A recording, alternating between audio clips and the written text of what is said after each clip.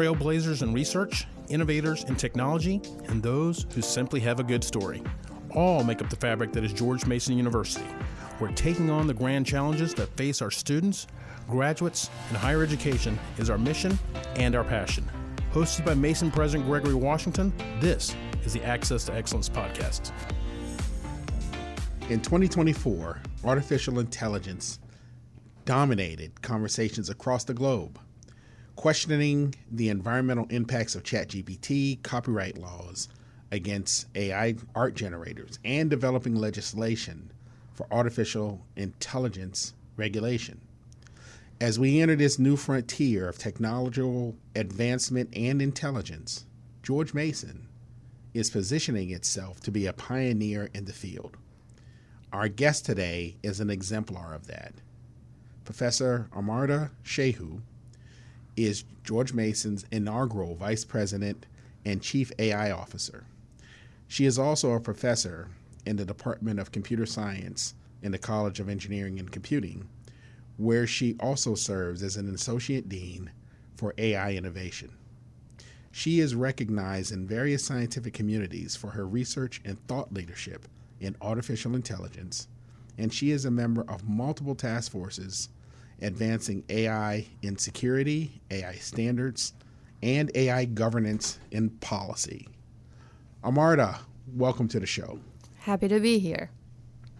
Well, this topic is one that has essentially dominated scientific and engineering fields and the total public at large over the last year and a half or so, since the public emergence of ChatGPT. Right. And so George Mason is addressing some of the world's most pressing issues, and your new focus as our Chief AI Officer will be integrated in many ways to deal with the challenges and the opportunities associated with artificial intelligence. But before we get to that, how do you see AI efforts contributing to the major solution to the grand challenges that we're facing today, like public health, or being able to help us become more climate resilient? Right. So that's a good question. What happened to the old days, right, when you could work in a lab and nobody knew what you were working on? So I'm a very level-headed AI researcher, as my students will tell you. But even I cannot really contain my enthusiasm on the opportunities and where we're going and the breakthroughs that we are making. I have a lot of examples for you, but I'm going to try to keep it short, so just stop me at any time. Huge opportunities in the health space, okay? And even if I just narrow it, like really focus it in on a specific subsector, new drugs. We now have AI-discovered drugs that are making their way down clinical trials, right? And there are even studies now that show that these AI-discovered drugs have a higher likelihood of surviving those really difficult, complex steps that take a drug from the idea to basically putting it out in a market. I know a lot about this space because my lab was one of the first, and we continue to develop AI methods for what we call property-controlled generation of small molecules, so molecules that can serve as drug compounds, but that you really have to correct for a lot of things, like do they survive in the blood, do they go down the brain barrier. We have new biologics, okay? Did you follow the Nobel laureate winners this year? There was like huge press on them. Yeah. David Baker, he just gave his Nobel speech, I think, yesterday. And he's recognized in the field for protein engineering and protein design. So now we have AI pipelines that are developing new proteins, new enzymes, right? So think, you're a mechanical engineer, think about new catalysis processes. They go beyond drugs, okay, to new materials. Imagine the opportunities. Materials that can capture carbon dioxide, right, that you can put in the soil and clean the soil or clean the oceans. New materials for more resilient structures, better bridges, all the way to quantum materials. And we used to talk for a long time in my community on automated labs. So labs where you can think you have the robots doing all the experiments, but now we realize that that was a very unambitious way of framing what an AI scientist can be, because now we're talking about labs that are not only operating but ready to be scaled, that go from, ideation, generation, to synthesis, to testing. And there's just so much more that's coming in the health space. There is a team here of Mason researchers. What they're doing is they're looking at how do we help folks with opioid addiction, right? There are these very classic frameworks for how to do interviews and how to motivate folks to stick to sort of specific regimens. Now they're utilizing AI to personalize these motivational interviews.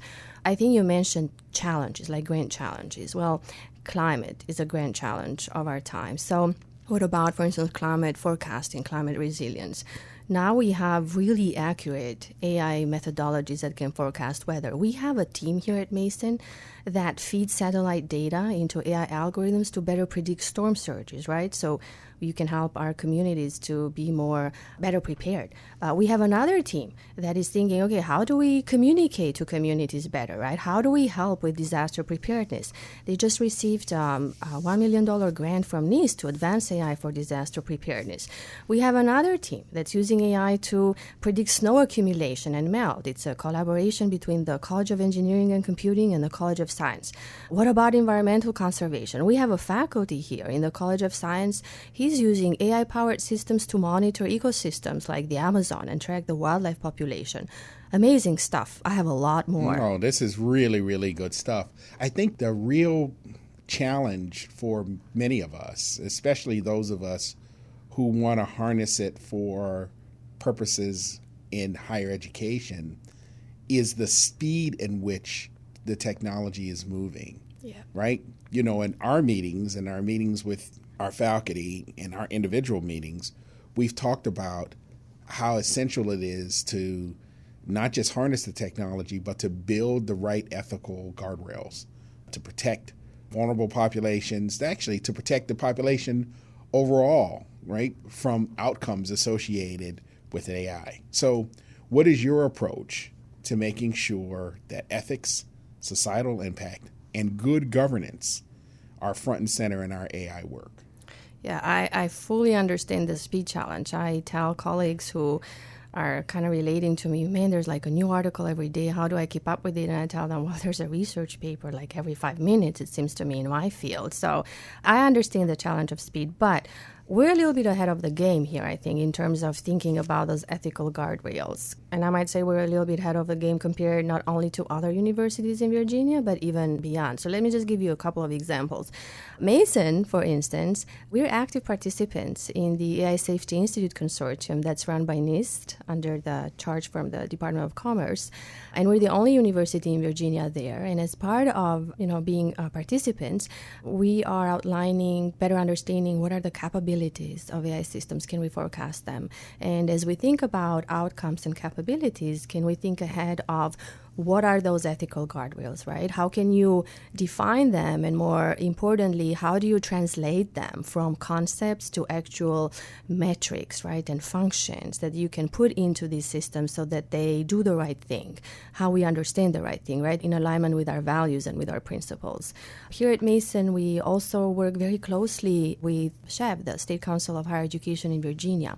And we are really trying to better kind of piece out the governor's charge, for instance, on, it's called Executive Order number 30, where the governor is worried about AI safety and thinking about what does it mean to integrate AI methodologies in education, right? What are those guardrails for our instructors, for our students? And they go beyond just data security and data privacy, right? So think agency, think making sure that those tools are not replacing sort of very key developmental skills.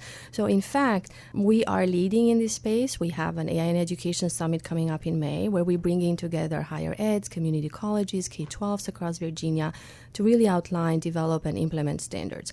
Let me give you sort of very, very three quick high-level frameworks, right? How we're thoughtfully proceeding on those ethical guardrails.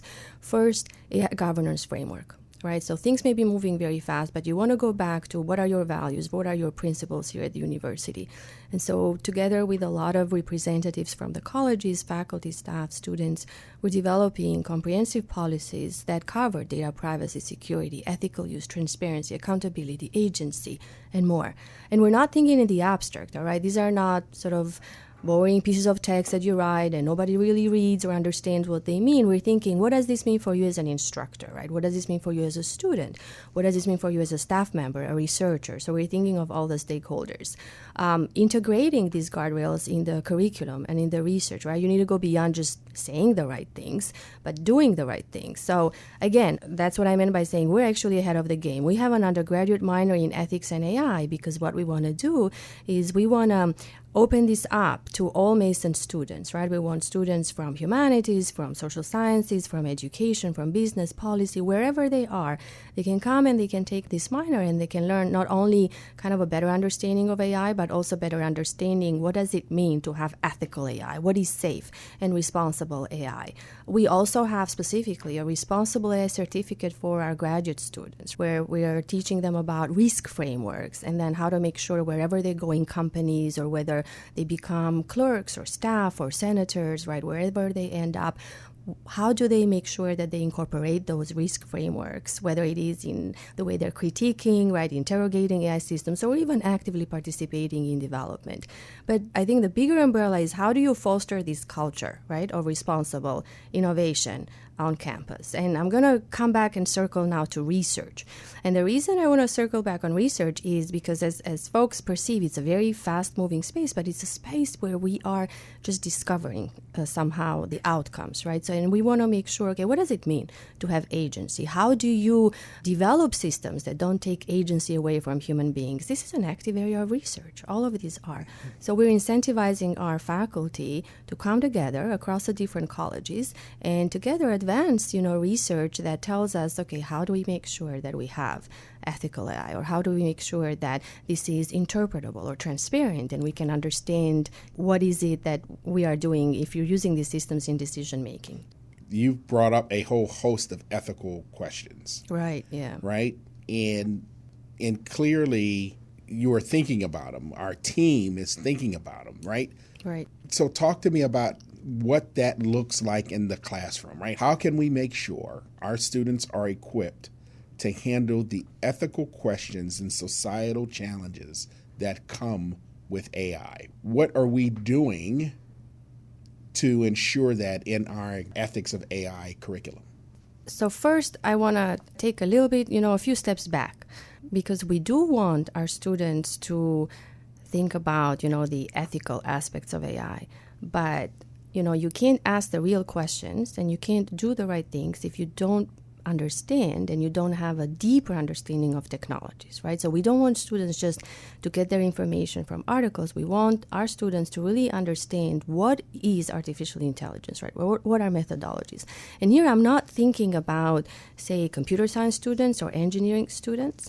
I'm thinking very broadly, any student at a public university. We talked for a long time in computer science. I've been around a few years. We talked so much about opening it up, right? Opening up computing, opening up sort of computing principles and analytical thinking to all other students. But we just couldn't figure out how to do this without forcing students to go through, you got to take Python 101, and then you got to take Python 201, and then you got to take Java, right? So the model was always, first come and learn, what, and become. First, you got to learn how to program. Yeah, you got to learn how to program. Then you got to learn the basics of AI, and then you got to program the AI. Right. So, but we'd start with okay, sort these numbers. And, it's not for everybody. I always tell folks I survived my first years as a computer science undergraduate because most of the stuff that I was doing was okay, but I just couldn't see the big picture. Why is it that I'm doing this, right? What is the real interesting thing? So what really excites me now is that we have the opportunity to teach students the bigger things without forcing them, to go to this pipeline, this cookie cutter model, right? So they don't have to learn sort of the inner things about coding. Now we're talking about non-coding frameworks, right? We can teach students how to build AI agents by operating on top of these platforms that are basically sort of point and click and put together. So this is at this level. So what platforms are those? Right. So there are a lot out there in industry. A lot of the companies are proceeding in this space. Of course, OpenAI is a big player, but even others, Anthropic, Microsoft, Amazon, they're all going in this space. They're all going into AI agents. These are no code or low code type frameworks, and Yep. there's a code underneath that's being generated by the bot. Absolutely. And you're setting a set of high level instructions. This is just for the community out there. Yeah. You're operating at the top. The challenge with that is you don't necessarily know or understand if the code that's coming underneath is doing exactly what you state to that code in English. Yeah, those are the skills, right? If you teach a certain way, then you can create the spaces to really get into what matters, right? So if you allow students to get, I call it do it yourself, right? DIY. I'm really excited about this, DIY AI. So if you teach the students, here is how you can build an AI agent for, and what could that do? Okay, let's say you're looking for a job, all right? So I want to figure out what are, among the job descriptions out there, what are those that are best aligned with my CV? You can build an AI agent that says, Amarda looking for a job. Okay, I'm not looking for a job, but you can build an AI agent for that. Now, the real question is it doing what you're doing? Is it giving you the right information? And more importantly, how can you spot it when it's not giving you the right information, right? Because it may be very subtle. And so that is what I would call AI literacy, right? And so that's what we want to focus on for all our students, to give them the right capability so that they can understand these nuances and be not just better informed users, but better informed builders, right? Now, I want to mention one more thing. It is the opportunities in this space are big, not only because sort of at the level where you operate, but because when you open these things up to students that are coming, let's say, from a philosophy background, right? Or in communications, then those students can ask some questions that maybe an engineering student would not. Right? Because they're going through their program, whether it's policy, ethics, or English, humanities, whatever it is that they're trying to do, or health, right? Say public health. And they can spot, okay, it's not doing what I want to do, right? Or I want to do something bigger. And they can really come up with new problem spaces, not just new solutions. And then the right questions, how do we interrogate? So it's a win-win because you are advancing education, but you're even doing a little bit more. You're advancing innovation, I would say. What kinds of support will we offer the region in this regard, right? So you have our students, and I get it. They're going to learn the basics of how AI works. And then on top of that, you're going to learn tools such that they ensure that the AI is doing what it's actually intended to do. That's the literacy piece. Yes. And so now you have a cohort of students who are basically equipped to go out and tackle major problems with AI. Yes. That being said, we have a whole community around us, right? And at last check, the fastest growing AI community relative to job requisitions is the Washington, D.C. metro area. Yes, it is. It's second only to Silicon Valley. Right, we're number two. And it is razor thin, the delta between Silicon Valley and Washington, D.C. Then there's a big drop-off when you get to places like Austin, Texas, and many of these other major cities that are hubs of innovation and technology. So given that, we have to also figure out how do we engage the broader community from an AI perspective. So talk a little bit about your thinking on that. Yeah. So we live in a really interesting region in the nation. And I always tell my students that you are so privileged to be, next to the government and next to, all sorts of agencies here. But what may not be appreciated, as you said, is the whole industry, right, that supports this region. So we're a public university, and as you know, our first tangible product is a skilled workforce for the region, right? And then the nation and the world. And I often hear you say that the majority of our graduates stay in Virginia. So that's a great thing because that means you're uniquely poised to offer an AI skilled workforce to Virginia.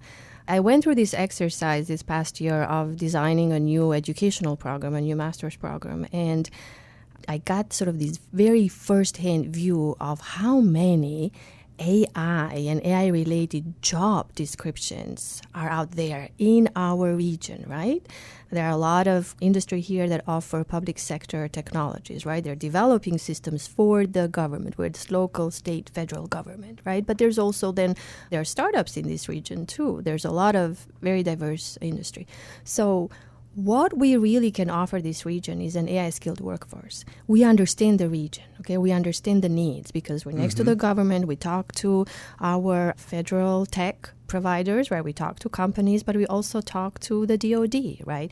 We talk to the Department of Health. We talk to a lot of agencies. So we see, what the needs are, and we see also what the capabilities are in the region. And so this is a very unique view that we have because it informs us on what is it that we need in our educational programs to prepare the students, right? Whether they want to join the government or whether they want to go in industry in this region. There are just tons of opportunities. So we have made a lot of headway in this space. We already have a lot of our graduates going in this region, but we also have a lot of educational programs, either operating, I mentioned a couple of those before, and new ones in the works. Now, something really unique, I think, that will open up opportunities, right? And will also open up opportunities for industry and government in ways that they haven't thought of before, is we can create new educational programs that are not just, for engineering students, that are not just, say, housed in, let's say, a college of engineering or in a school of computing, but we can create new educational programs that bring all the colleges together. So everybody, for instance, talk about AI ethicists. But did you know that there are no programs? Like, if you think about it, it's maybe you get a PhD. We can do this. We can create new educational programs that prepare our students right after an undergrad to have this understanding and go and, help the government as they think about, say, procurement. Now, we are preparing a program in AI ethics. Is that accurate? We do. And so where are we in that process? Yes. So we first tested the waters with an undergraduate minor. And now we are talking about going to the higher levels, right? So going to majors, going to masters. But it's not even just AI ethics, right? You open it up. There's a lot more in this space because then you think about, okay, what does it mean to develop things for the society, to have societal impact, right? So there's a lot more thematically under the umbrella of AI and society. There's a lot under, say, AI and health. The College of Public Health is creating concentrations. And so we are first testing the waters, but we are just proceeding now to bachelor's and to master's. And as I say to folks, stay tuned. There's going to be very new things coming out of Mason that not only will serve the needs of the region, but I dare say we're going to go a little bit beyond that because we're going to tell industry, well, you didn't think about this, but look, we have thought about it. And here is, where you should be heading, and here is how you should be doing things. It's good that you bring that up. One of our strengths is our interdisciplinary approach to research, bringing our faculty and experts together to tackle complex problems. How do you see us harnessing this collaborative approach while still maintaining the rapid innovation that we've had to get to AI solutions? Yeah, so we actually are very collaborative at Mason. I think it's part of us being young, really, right, and being ambitious and trying to run very fast and, catch up and even go beyond other universities in a really short amount of time. We really don't have many silos, as you may find in other universities. But we don't just take it for granted, the fact that our faculty, have that posture of wanting to collaborate with others. We actually are creating the structures, if you will, the infrastructure and the incentives to allow faculty and students to collaborate with one another. I want to give you a couple of examples. You may already be familiar with them, but just, for whoever is listening to the podcast, we have 3 transdisciplinary institutes, okay? And those institutes are constantly coming up with ways of bringing faculty and students from the different colleges together in a room and outlining new ideas and new problem spaces, as I call them. So in 2023, we had an AI Innovation Summit where we had, I think, 150 faculty that came from all the colleges, and they were organized organized around themes of research and educational opportunities that they wanted to develop, right? So we had an AI for society, AI in education, we had AI in health, we had a lot of these sort of special interest groups, teams of faculty and students that went out of that symposium with ideas and, sort of shared goals that they could go after. And some of the ideas for even the educational programs, but we go a little bit further than that. We also incentivize faculty and students. We have a wonderful program here housed under the Institute for Digital Innovation. It's called the Predoctoral Fellowship Program. It's a very different program because it goes and it tells PhD students, you have agency, you're embedded in society, there are things that matter to you, right? There are great challenges that you perceive about the world in which you are living and you're going to live in. And go and formulate, a problem that you want to work on, but it has to be interdisciplinary, inherently interdisciplinary. And so the students really take ownership. They are given a 3-year fellowship, so it gives them that breathing room to develop complex ideas that are bringing together faculty across the colleges and giving the student, the mentorship and the expertise that they need. We have a public-private partnership faculty fellowship. Okay, it's a mouthful, but it's a P3 faculty fellowship. But what it does is it tells our faculty, don't just stay in your lab, go outside, find an industry partner in the region or even in the nation for that matter, find a problem that they're struggling with, but it can't be niche. It also has to be a problem that has high societal impact and high intellectual merit, right?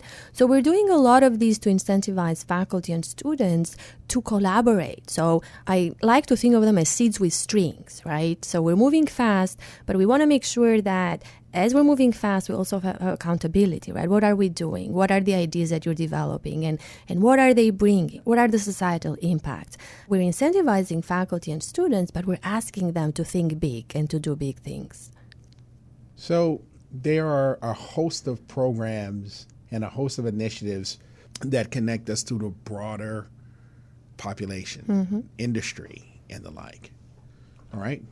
Talk a little bit about K-12, non-governmental organizations, and other entities outside of those who would have a vested interest in AI for making money or advancing a field, right?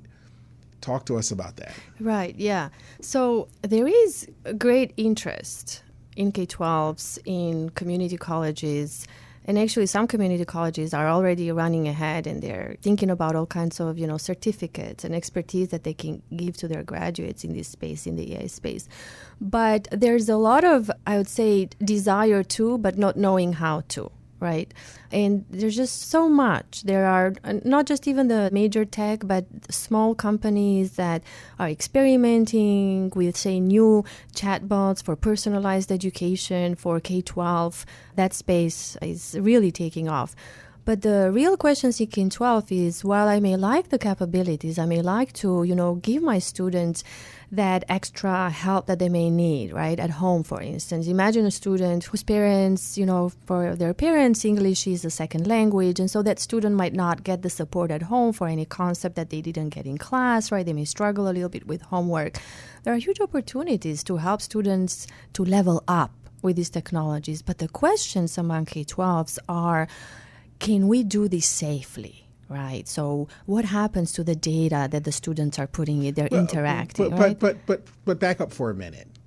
We're acting as if we don't do this, the young people won't get it. Oh, they're already doing it. Yeah. And so I think that's misguided, because the reality is, just because you're not teaching it, don't assume that there are more nefarious entities out in the communities that will help these young people learn it, and B, don't get in front of their own individual curiosity, right? If this is something that they want to learn, right, there are so many tools available online and through YouTube and other mechanisms. Yeah, you could be self-taught, and so they are. My challenge is that oftentimes we're entering into these spaces behind the ones that we are responsible to teach, meaning they've already not only adopted, especially when it comes to utilizing the technology. They've already adopted it. They're using it. And then here you come trying to teach them how to do something that they've been actually doing for months. Oh, trust me, right? we're not. I want to give you you reminded me of an interesting thing. So I can't quite recall. I think it was a few months back, actually. I've held several events with students, okay, at different levels. And I held an event with masters, PhDs, and some senior students in the College of Engineering. And I told them, it's a safe space. I just want to learn. We just want to learn how you're using these tools. We know you're using them. We just want to learn use cases from you. And, no faculty were allowed. I said, it's just me, and maybe some of my students listening in. And I was blown away, okay? I learned from them on not only what kind of tools are out there, but how to use them for things I never thought about. So they're already ahead of the game, the kids, as we say. They're already using these technologies. The questions that I was talking about earlier are questions posed from instructors, right, in K-12s, because very often they have to comply with very specific, whether they're state regulations or coming from the Department of Education, right? So that is the challenge. It's not so much about, what the kid is doing at their own time. It's in the classroom. If I want to embed these technologies in the classroom, how do I make sure that I'm compliant, right? Not just data privacy and security, but I'm compliant with whatever regulations there may be, say in Virginia or in North Carolina, and sometimes they're a little bit different. So that is what we're trying to help K-12s with. We're trying to better understand the space as well, right? There's some education for us sitting here in a public university, but we're trying to understand from them, okay, what are those regulations and how do you map those regulations into specific sort of things that you look for in this technology? So we're doing, in some sense, a matching, but it's also an education, right? That we're educating the instructors what tools already exist, what they can do with these tools, and they're also educating us in terms of sort of the borders in which they have to operate. So those are the conversations we're having, and there's a lot of, I think I'm really excited about this summit in May because that's where we will all sit in the same space and talk to one another, right, and educate one another. And there's going to be training there too. We're also going to be training some of these instructors in K-12s so that they have also themselves a deeper understanding. So right now, the big discussion that we're still dealing with, and the big discussion, quite frankly, that's happening nationally is the discussion around how much of the technology is actually, how much do you utilize for the benefit of you getting a task done, and how much of that is you personally? Let me state it a little clearer.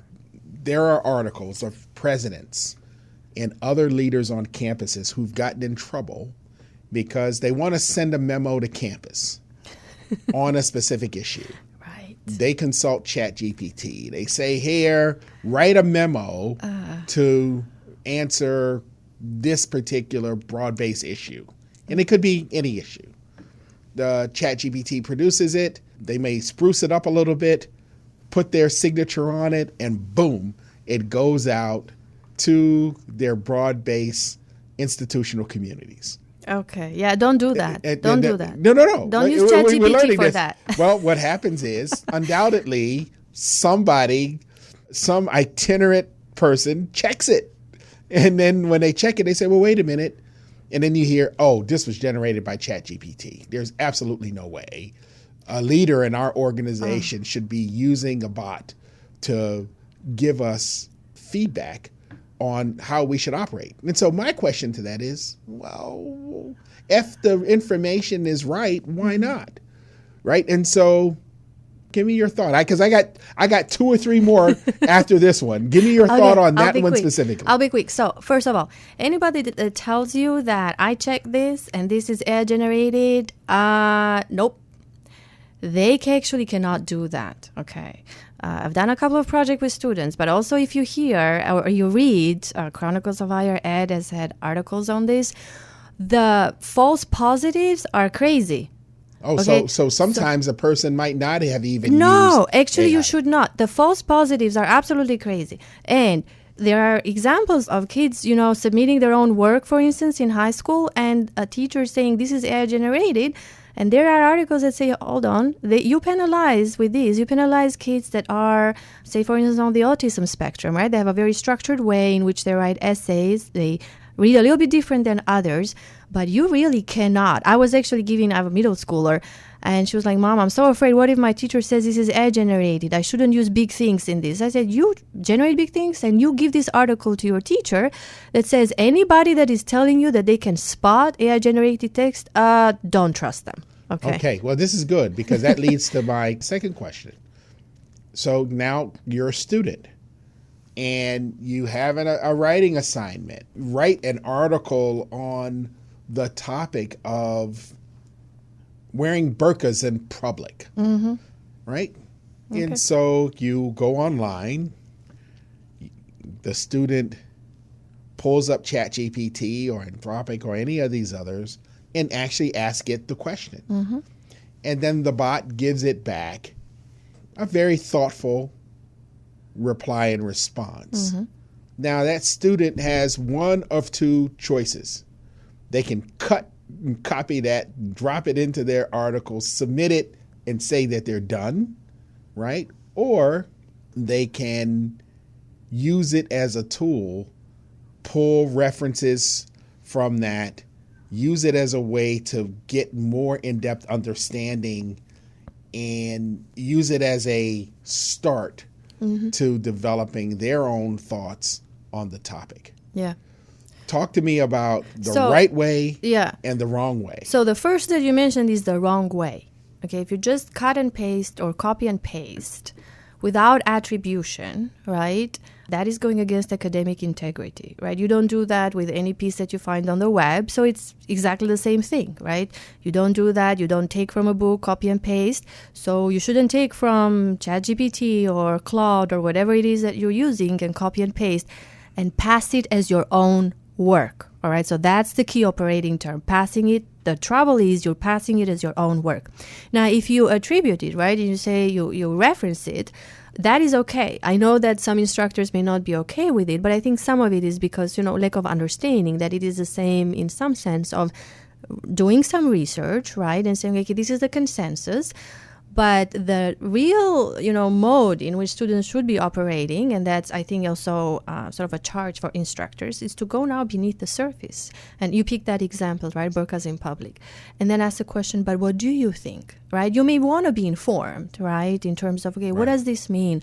Where has this thing happened? What controversies have been possible out there? Because you may want to look at the problem from many different angles that, you may not think about all of those because of where you live or, the community you're in. You just haven't thought about those issues. So using ChatGPT or going and looking at articles online, it's a way of educating yourself. But the second way in which you said, then using that as a way to go deeper, right? An inch deeper or an inch beneath the surface and say, okay, here is now what I think, or here is where I'm coming in, or maybe even render judgment in some way, right? So I'm thinking of all these things that are out there. This makes more sense for these reasons, based on my experiences, on my thinking. That's where you should be heading. That's the right way. Okay, that's my thought. Here's number 3.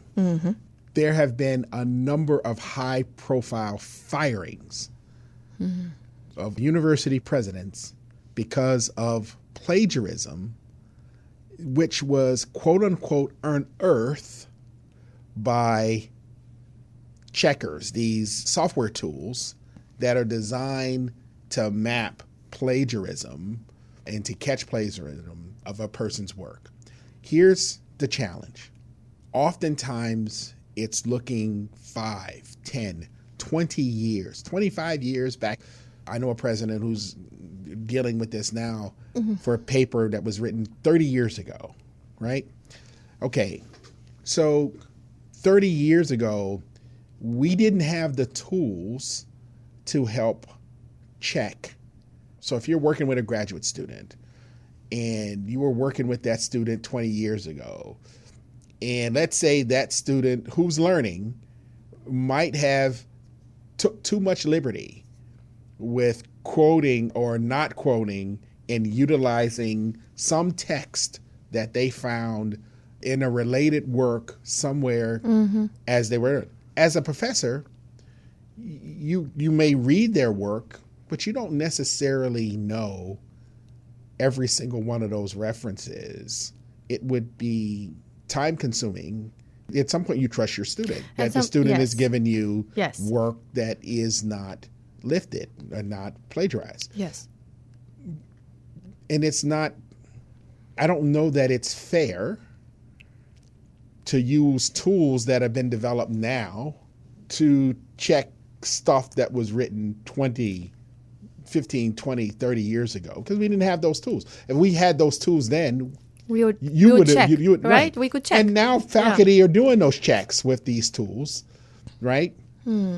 But you didn't have those tools before. And the other thing is, even with the tools now, what we're finding is that oftentimes two people who have a similar background will write the same thing explained the same way to explain a phenomena. Exactly. It doesn't necessarily mean that one copied another, right? But it does mean that whoever came first is going to be attributed with the discovery. Yeah, I mean, that's convergent evolution, right? And so what we're finding with the tools now is you can come up with something, you write it, you run a check, you say, oh, well, such and such and such and such found out the same thing 2 months ago, and they published it in this paper, so we can't put it forward. Yeah. Doesn't mean you were plagiarizing. It just means you were late. They got to the discovery before you did. And or they were published earlier, right? No, it that's depends. right. That's exactly the point I'm making. And what we would do back in the day is you kept very accurate lab books, right? And you would write your lab books in pen, and you would keep dates on your lab book so that if something happened like that, you can go back to your lab book and say, no. Even though they published it before me, I actually discovered it on this date, and here's the proof that I did so. Yes. So the point that I'm making here is we should not be utilizing these tools to go back 15, 20 years to basically state that a person is plagiarizing. Because the nature of the work we do as scientists is such that two people can come up with the same answer at the same time, and one not actually know that the other has made the same discovery. Yeah.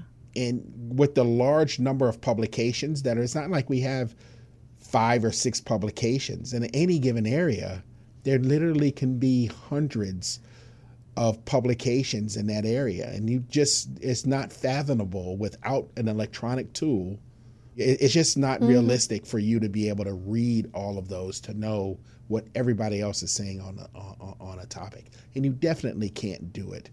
Even 20 years ago, there were hundreds of different journals on a singular topic. To me, I think this thing has gone way overboard, and we are penalizing people and making them look like criminals for what could be oversights, what could be sloppy work, or what could be they're just late. Well, yeah, I mean, if I can sort of comment on one thread of it, I tell my students, always be worried when you're looking, you have a hammer and you're trying to find things to hit with that hammer.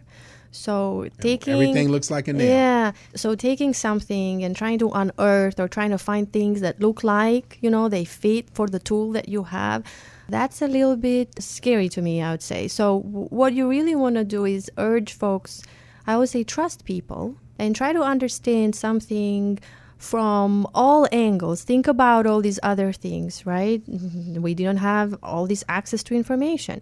You could have come up with the same idea, or sometimes in our field, you can come up with the same way in which you formulate a problem, right? And because it's the optimal way, right? You want to feed it in 3 sentences in that first paragraph in the introduction. And you go to the conferences and you talk to people around. That's what I mean by convergent evolution. And so then you start talking about that thing in a similar way, but that doesn't mean that you copied it from each other, right? So there are multiple reasons for why something may look like a nail, but doesn't mean that it's a nail. So I would say always in these cases, trust people and don't just say, I have a tool and I can go and find all these other kinds of things with this tool. First, because that tool wasn't designed for those things. Here's where we'll wrap up. Okay. Look, as we wind down here in time, there is clearly a significant amount of potential for AI. But there's also one risk that we haven't talked about, and that is that it can deepen existing inequalities, right?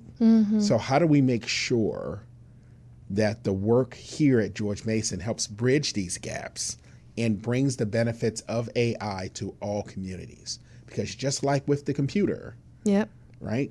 Just like with the calculator before it, not all communities benefited the same from the technologies that were developed to help society. And with this technology, the impact that it's going to have and the speed at which it's going to be implemented means that some people will be definitely left behind. Let me give you an example. One of the things Elon Musk is doing with artificial intelligence and with his work now, they've been developing robots, human assistants, and those robots now are being test marketed in the homes of individuals, some famous individuals, right? So I read the other day where Kim Kardashian has her personal assisted robot that has, that was developed through Elon Musk's company, right? This kind of thing. So you got some folk who are using the technology at that level, literally interacting day to day, hand to hand. And you got some folk who are still trying to determine what it is. They're still asking the question, what is AI and how does it affect me where I live? So there is a gulf that's widening. And with a rapidly developing technology like AI, that gulf is going to expand and expand rapidly. And so how do we make sure the work here bridges the gaps to all communities? By the way, I wouldn't worry too much about that robot in Kim Kardashian's home. It's, it's a little bit of a gimmick, right? It's not really an autonomous robot, if you've been following the news. But anyway, I'm not worried about that. But I am worried about this gulf, right? These deepening inequalities. In some sense, I mean, you and I know this is the story of humanity, right? I grew up in a country where I didn't see a computer, I think, till senior year in high school. Okay. And I went to a mosque. They were giving training. There were, I don't know why, in a mosque, but that's where I went. So I learned, okay, here's this thing and here's how you turn it on. But on a more serious note, I do worry about leaving AI innovation only to companies because they have different objectives, right? They're not necessarily thinking about the underserved populations, and they're not thinking about how do you lift everyone up. But here is why I am in a public institution. Because only in a public university, you have this concern, right? You're thinking about serving your region. You're thinking about serving your students, right? You're thinking about what does it mean student success and how do I prepare them? How do I lift them up, right? You're a deep believer in that, opening it up to all students. And here is why I really want universities to claim their space and to go sort of really aggressive in AI innovation so that the narrative is not just in the companies. And that's why we keep thinking about, okay, educational programs. How can we prepare all students? And here's why we're thinking, how do we connect with community colleges so we can bring those students? And here's why we're thinking about the K-12s, right? How do we prepare those students so we don't lose them early, so we can help them? But how do I train teachers to teach with AI? Teachers in those K-12s, right? So that they can give that enthusiasm, that energy and that motivation to the students so we don't lose them. We have, I think you know this, we have 2 data labs, sort of 2 big data science projects here at Mason.